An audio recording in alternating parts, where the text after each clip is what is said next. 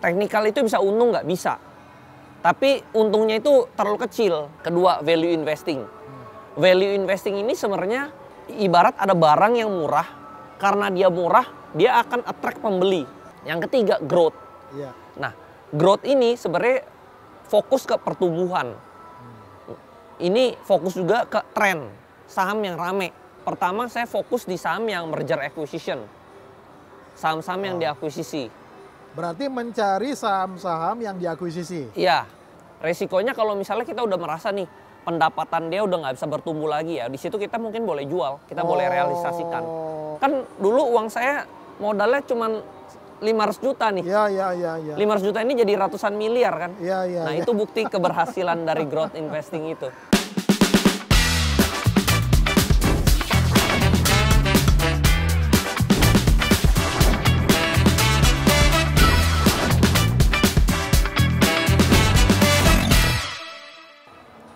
Ketemu lagi di acara The Fitpo Show, membahas kali ini tema tentang growth atau fundamental investor. Nah, orang yang satu ini sangat cocok untuk membeda atau membahas tentang topik yang satu ini, growth atau fundamental investor.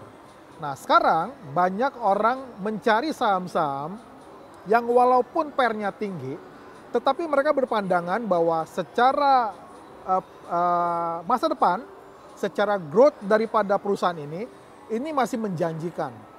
Tentu ini tidak mudah karena banyak saat ini investor mereka justru berpegangan pada kata fundamental. Kalau mau bicara soal growth investor atau masa depan yang dari ceritanya, narasinya, itu masih sesuatu yang perlu dianalisa kembali.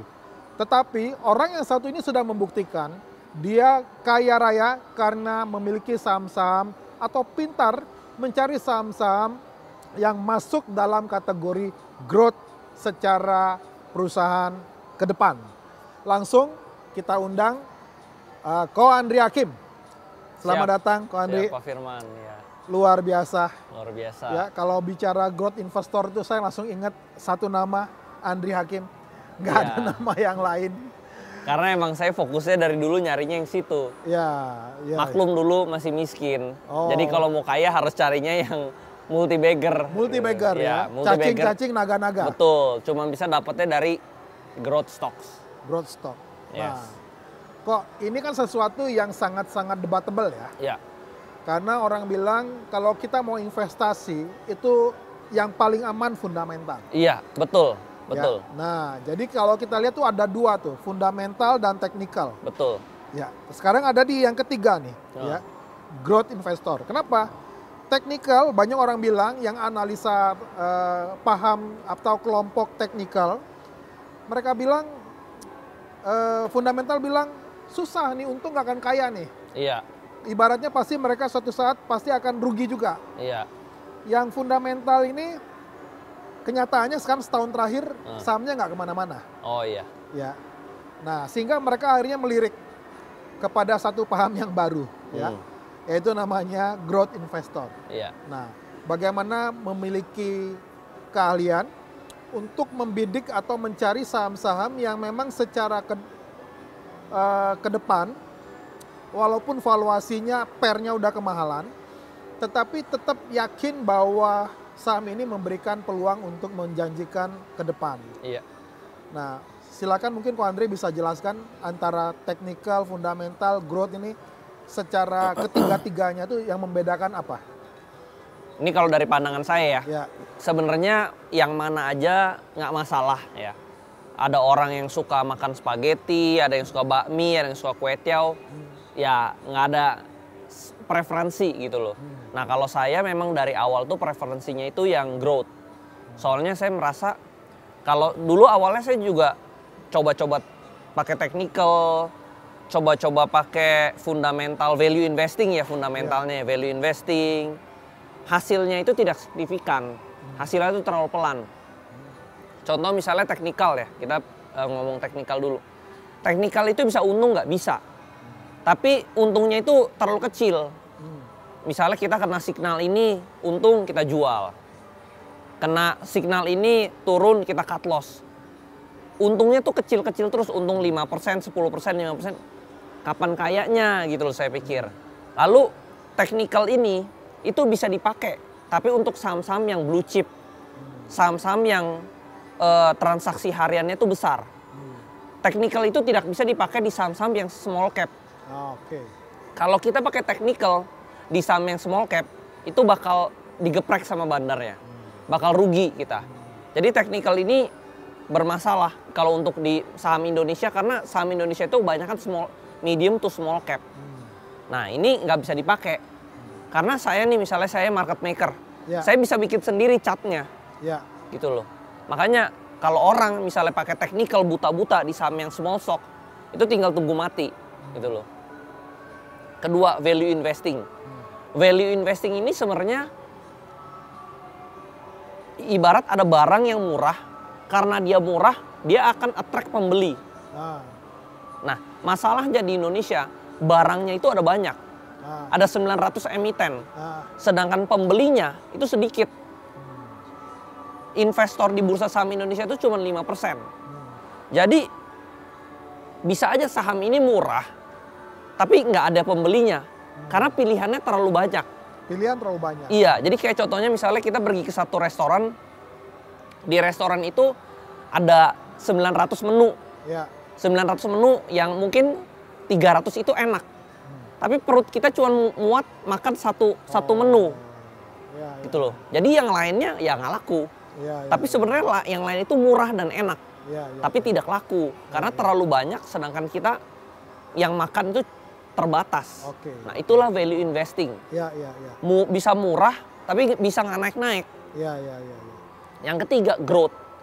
Nah, growth ini sebenarnya fokus ke pertumbuhan. Ini fokus juga ke tren saham yang rame gitu loh. Nah, saya fokus ke yang tiga ini. Karena dua ini saya udah pernah pakai. Portfolio saya nggak bertumbuh. Contoh di Amerika. Nvidia, PE-nya juga udah mahal. BV-nya mahal. Apple juga mahal. Tapi kok naik terus? Karena mereka melihat peluang ke depan. Growth-nya, peluangnya. Pertumbuhannya di masa depan bakal lebih besar lagi. Nah, di Indonesia juga sama. Jadi saya cari saham yang growth. Growth itu dilihat ya, kalau misalnya tadi value investing, mungkin menilainya dari PE, ya price earning value ya, price earning ratio, PR, dan book value. Nah, kalau misalnya growth itu saya lebih lihatnya tuh EPS, earning per share-nya gitu loh. Kalau earning per share setiap tahun bertumbuh, artinya perusahaan ini bertumbuh. Lalu kita lihat juga corporate action-nya. Ada penambahan aset nggak makin gede? Apapun yang bikin perusahaan ini jadi gede, ya itu sahamnya bakal naik. Kan saham itu sebenarnya mengikuti kinerja perusahaannya. Lalu kita berinvestasi itu kan bukan melihat valuasi sekarang, kita melihat valuasi masa depan. Nah, jadi saya lebih pilih yang kedua ini. Karena yang kedua ini selalu memberikan saya keuntungan paling besar, gitu loh. Bisa setahun, bisa 1000% setahun juga saya pernah, 2000% 3 bulan aja saya pernah, gitu loh. Bisa ribuan persen, bisa ratusan persen, gitu loh. Itulah growth investing. Kemarin saya di satu mall di Bandung, ya. Lalu mungkin karena kepala saya botak ya, dia langsung bilang gini, Pak, Bapak ini sering tampil di podcast sama Andri Hakim ya? Saya pikir mau ditawarin penumbuh rambut gitu, enggak ya. Lalu ditanya gini, saya mau tanya, gimana ya caranya dia bisa nemukan saham yang bisa buat dia kaya raya? Nah, pertanyaan itu dia titipkan ke saya untuk ditanyakan ke Ko Andri Hakim. Nah, gimana kok? Cara saya carinya sebenarnya pertama saya fokus di saham yang merger acquisition.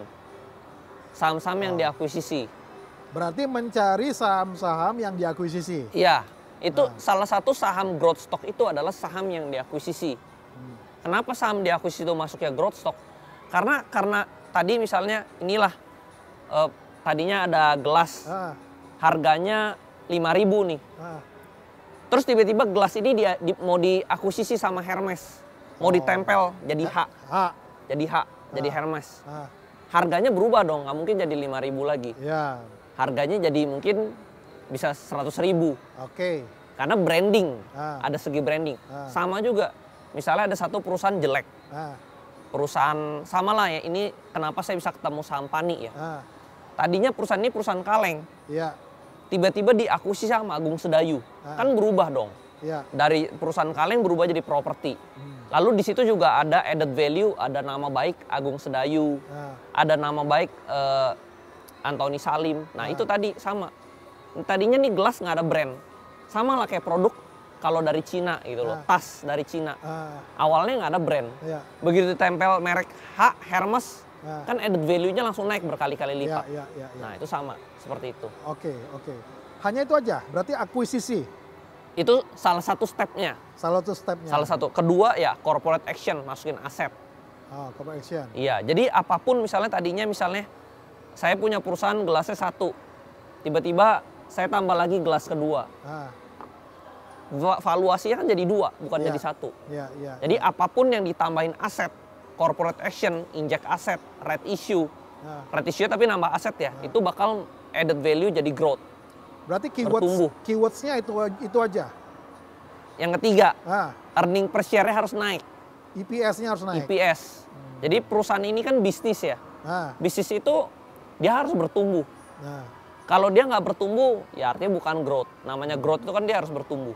Nah, jadi apapun yang bikin perusahaan ini bertumbuh, added value-nya meningkat, itulah growth stock. ah, Gitu loh. Nah, ilmu ini tuh nggak banyak orang yang tahu. iya, iya, iya, Orang kebanyakan nyarinya value investing. iya, iya, Value investing tuh paling aman sebenarnya. iya, iya, iya. Growth investing ini lebih beresiko. Ah, Resikonya di mana? Misalnya tadi ah, mau diakuisisi, tapi akuisisinya gagal. iya, iya. Ya udah, dia balik lagi. Nah, itu yang saya bilang. Banyak sekarang berita-berita yang Yes. rumor-rumor mau diakuisisi. Tapi gagal. Gagal.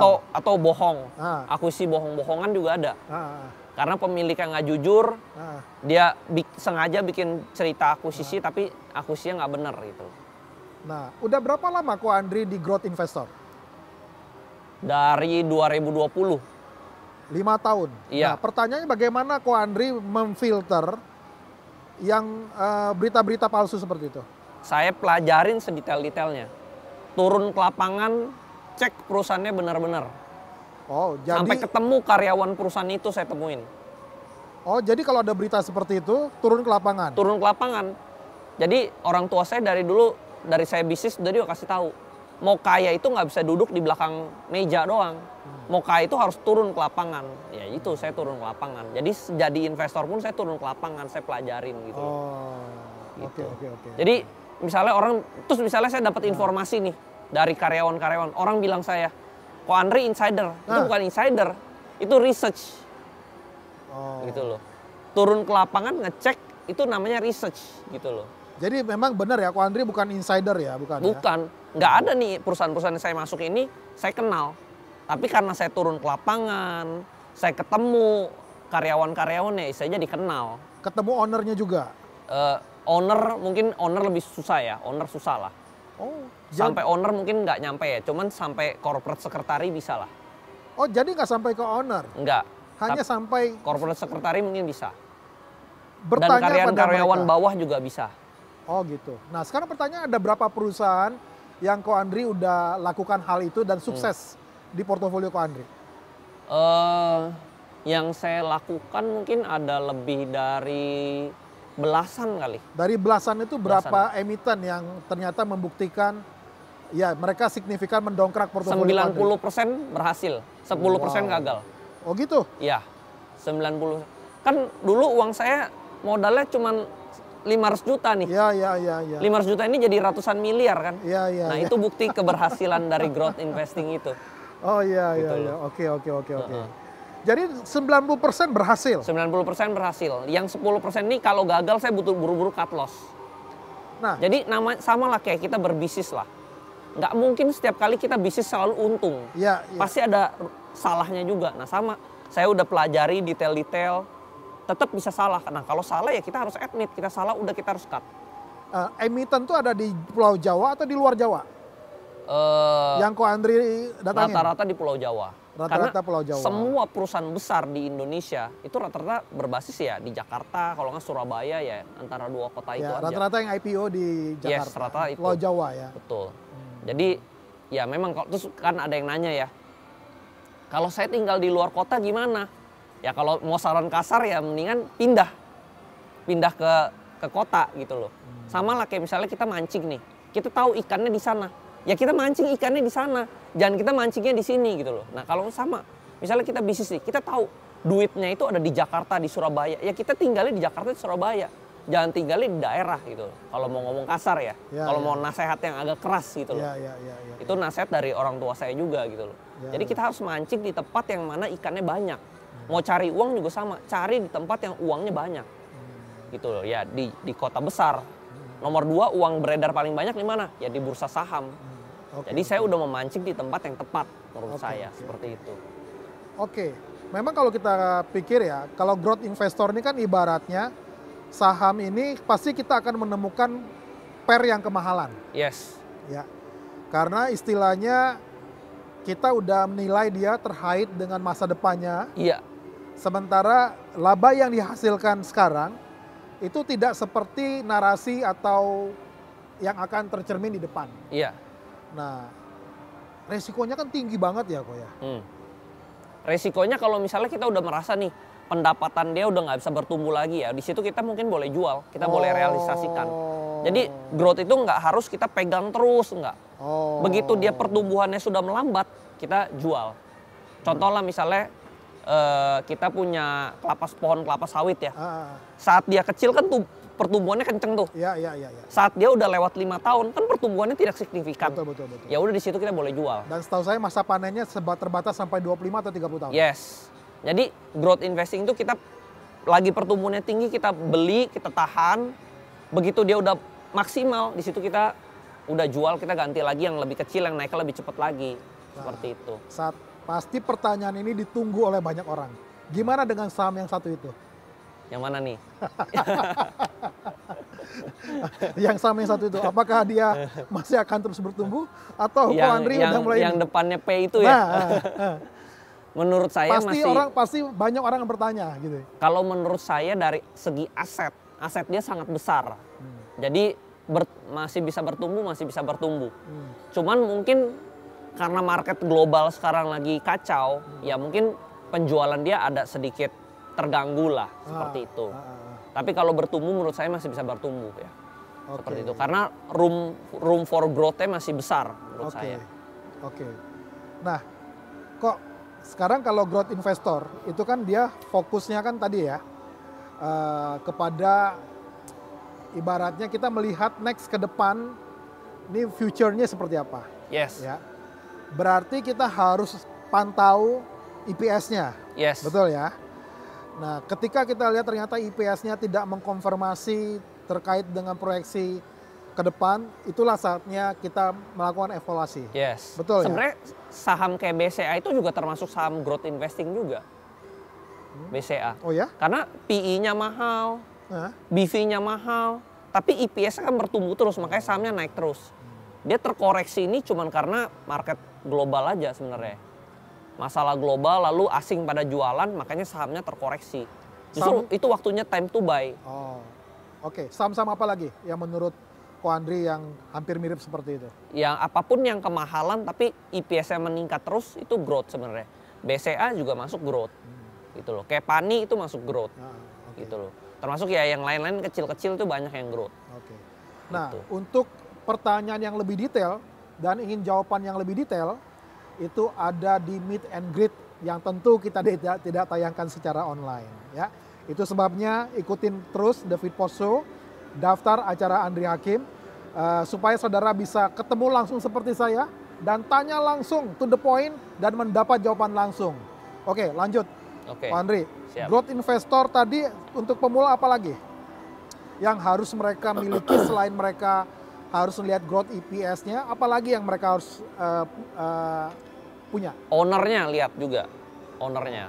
Karena owner ini ibarat kayak supirnya lah, pilotnya lah gitu loh. Pesawat ini bisa terbang dari tujuan A ke tujuan B itu kan tergantung pilotnya, gitu loh. Kalau pilotnya mabok ya nggak nyampe-nyampe gitu loh. Jadi pilotnya harus jago gitu loh. Pertanyaannya, Ownernya harus jago. Pertanyaannya kemarin ke Surabaya ketemu sama seorang owner, Kong Lu. Jangan-jangan dalam tahapan mencari tahu kah? Enggak lah ya. Enggak ya. Enggak, itu ngobrol-ngobrol aja. Ngobrol-ngobrol. Siapa tahu ada bisnis baru yang bisa di-collab kan. Oke. Nah, owner, yang berikutnya apa? Udah sih nggak usah banyak-banyak, itu aja sebenarnya, tadi aja. Oke, berarti hanya 2 ya. Berarti owner sama kita lihat EPS, sama kita melihat EPS, prospeknya ke depan perusahaan prospeknya, ini. iya. Oke. Nah, sekarang menurut Ko Andri, kenapa fundamental sekarang tuh bergeser ke growth investor dan sekarang banyak orang mulai melirik kepada growth investor bukan fundamental? Apa karena memang kita lihat sekarang investor retail yang mendominasi bursa saat ini mereka adalah yang ingin serba instan cepat kaya? Ya, apakah mungkin itu salah satunya, betul. Itu salah satu ya? Salah satunya. Karena sebenarnya pemilihan saham yang paling aman itu adalah value investing. Oke. Gitu loh. Jadi cara pemilihan saham value investing ini kan kayak Pak Lo Keng Hong, Warren Buffett itu kan pemilihannya value investing kan. Dia yang paling aman sebenarnya. Tapi ya pertumbuhannya agak lambat saja seperti itu. Tapi aman. Resikonya juga rendah. Kalau growth investing ini resikonya lebih tinggi, tapi keuntungannya juga lebih tinggi. Nah, tergantung nih. Kan ada pepatah ya. Kalau kita mau kaya, kita harus agresif. Kalau kita mau nabung, mau nyimpen uang, kita harus defensif. Nah, sekarang kita mau yang mana dulu? Kita mau cari uang atau mau mempertahankan uang? Kalau mau cari uang, kita mainnya defensif, ya nggak kaya-kaya. Gitu loh. Kalau misalnya kita uangnya masih kecil, ya kita harus agresif. Jadi saat itu saya agresif. Saya nggak cari value investing. Karena sebelumnya saya value investing dulu. Tapi pertumbuhannya lambat gitu loh. Kapan saya bisa punya $1 juta kalau saya uangnya 500 juta gitu loh. Kalau value investing. Susah lah. Mungkin butuh 10 tahun gitu loh.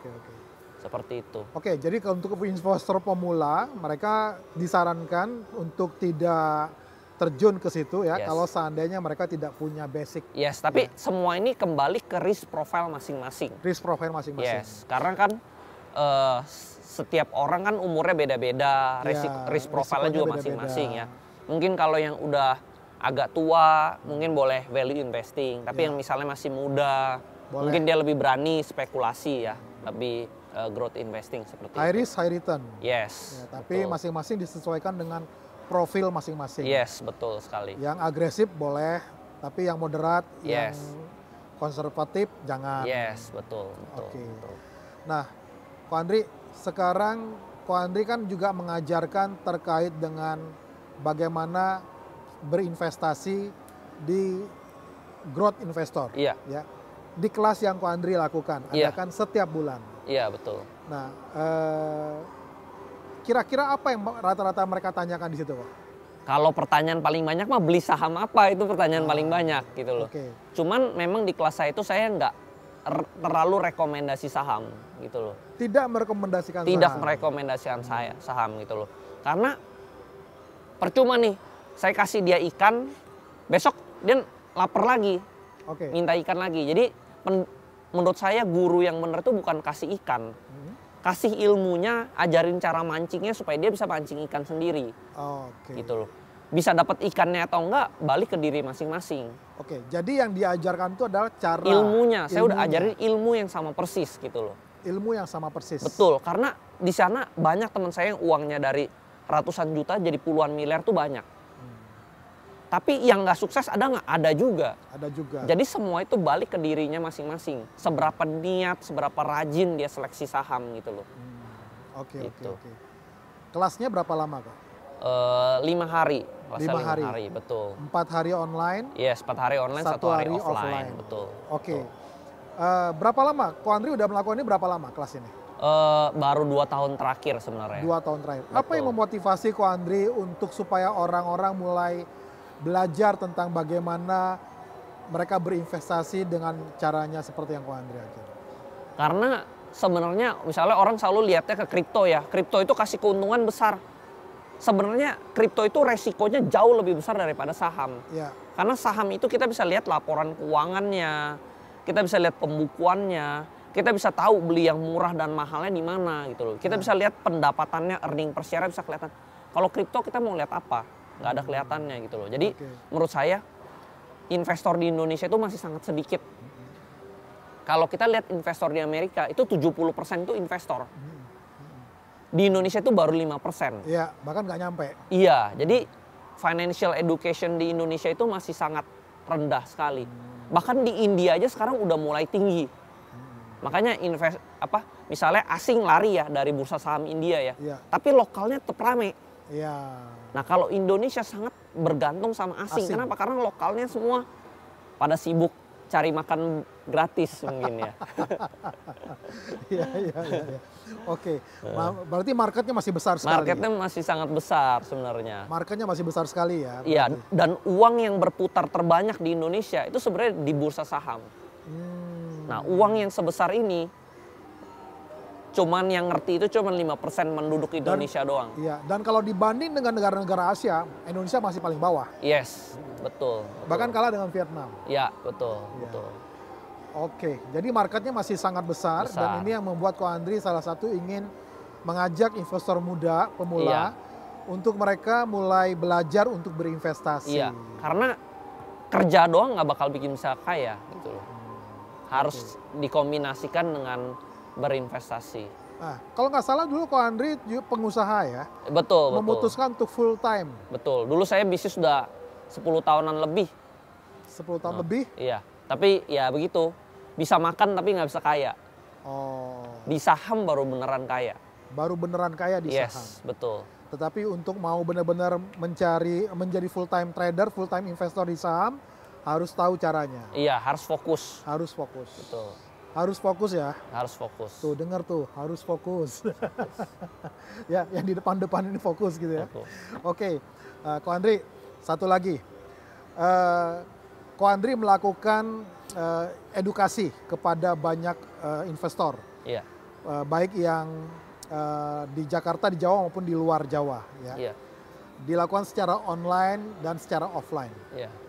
Nah, bagi mereka yang ada di luar kota, kalau seandainya mereka ingin ketemu ya dengan Ko Andri, berarti Ko Andri bisa membimbing mereka juga langsung, bisa?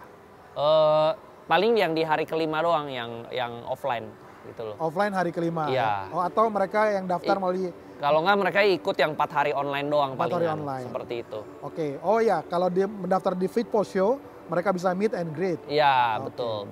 Bisa tanya di sana. Betul.